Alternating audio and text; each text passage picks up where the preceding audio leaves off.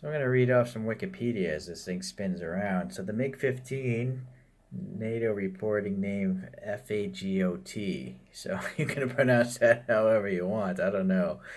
I don't want to be politically incorrect, I guess. So this was one of the first successful fighters to have swept back wings. It could get near to Mach 1, and it also drove the Americans to make the F-86 Sabre and get that out to the Korean War. Over 13,000 of these MiG-15s are made, and it's actually still used as a training plane for the Korean People's Army Air Force. I assume that's North Korea. Let's see. So it was introduced in 1949, first flew in 1947, and then statistically, let's see here. So I was a single crew jet fighter. It had a length of over 10 meters. Same with the wingspan. And then the thing would have, let's see, a power plant called a Klima VK1. And the max speed was 1,076 kilometers per hour, which is like 670 miles per hour at sea level. But it actually goes to 1,100 kilometers or 688 miles per hour at altitude. So point Mach 87 is this Wikipedia speed. Let's see. It's supposed to have two 23 millimeter autocannons in the lower left fuselage, and then one 37 millimeter cannon in the right side, but I don't think this model kit has it. There's a very long article on Wikipedia on this thing, so a lot of history, a lot of countries have flown this airplane. Nice enough box. This one has a copyright date of 2012, but I didn't have any problems with the decals cracking or seeming like they're too old.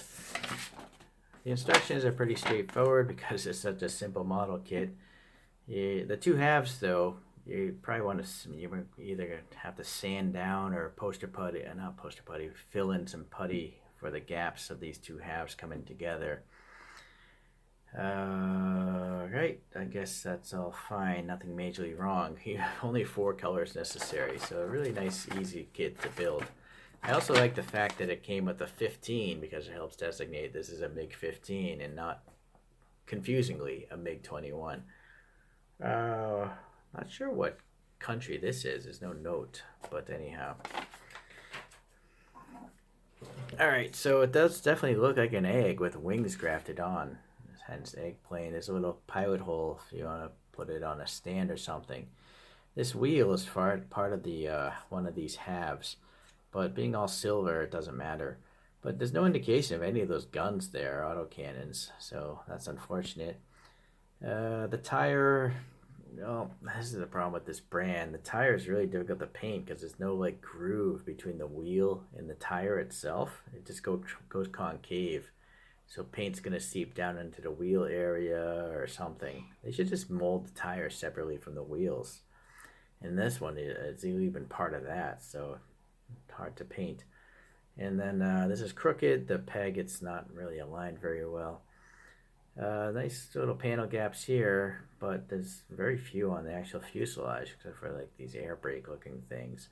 This is nice and recessed, as you can see, because the whole thing is it's hollow there. You just got painted a little black in there, and it's just a dark void of thrust. Okay, these little pods here, they just glue right onto that. You can see a little peg there. But the seam is actually recessed, this area here. So if you want it to look nice, you got to add some putty. No actual pilot, unfortunately, with these egg planes. But yeah, very narrow cockpit. And problematic to this brand is the almost no definition between what's supposed to be clear and what's opaque. So I hand painted this with a very small brush, but no tape or anything like that. It's just a very, very faint ridge, and then I Q-tipped a lot of it off. So that's the problem with this brand. I don't know why they just can't make the canopy, the silver parts, higher or lower than the clear parts. You can paint them easier. There's little dots of decal. I don't know what this antenna is in the side for. Leave a message. Is this such a strange location for an antenna or speed sensor, I'm not sure. Okay, well, anyways, it's a very simple kit. I see there's a dent in this rudder, but that's the way it came. And then I also see paint missing, so I did prime it, but it's not well enough. So leave it at that.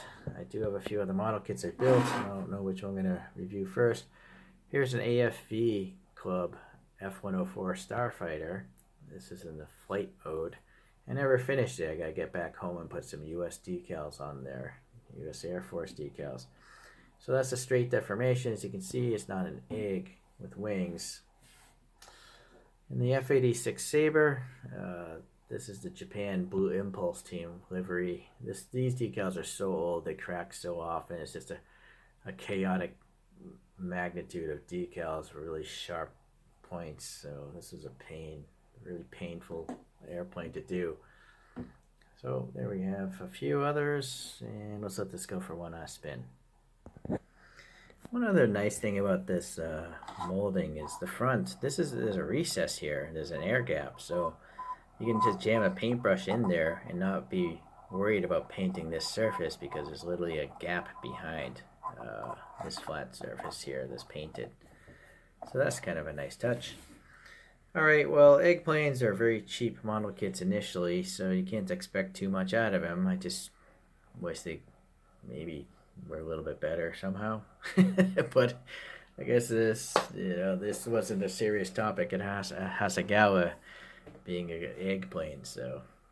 Anyways, I still like the look of it. It's really funky looking. I like it more than a realistic airplane model.